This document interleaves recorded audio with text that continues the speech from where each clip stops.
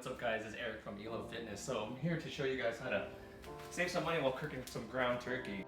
So guys, I just want to let you know, do not worry about the lean and fat percentage. If you got like an 80-20 or whatnot, just buy whatever in bulk. So guys, this is the close-up of the turkey. What I do, like I said, I'm going to mention that I put the cap over it and just like literally set it and forget. I toss it like 2 separate times throughout the process. Probably takes around 10 to 15 minutes to cook this. So here we are, it's almost nearing the end. You see a little pinkage in your meat, so you kind of want to stir it a little bit more. And then you want to make sure that it's not pink anymore when you're done cooking this.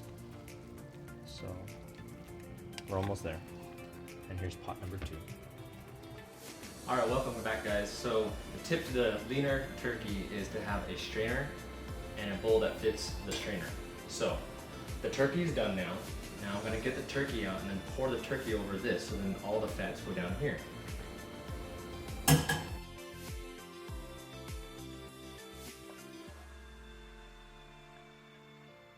that's how you save money, and that's how you eat leaner. And if you're really crazy about eating leaner, you can actually grab your turkey that you have here, and if you want to take it one step further, you would grab this turkey after it's all strained, and then you boil it with water. You get super dry turkey, but it is very, very lean. Up to you. Alright, welcome back guys. So the turkey is now fully strained, so have a look here.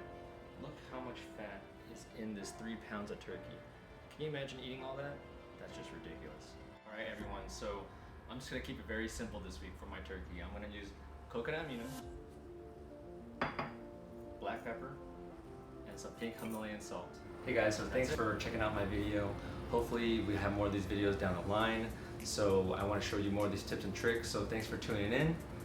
See you next time.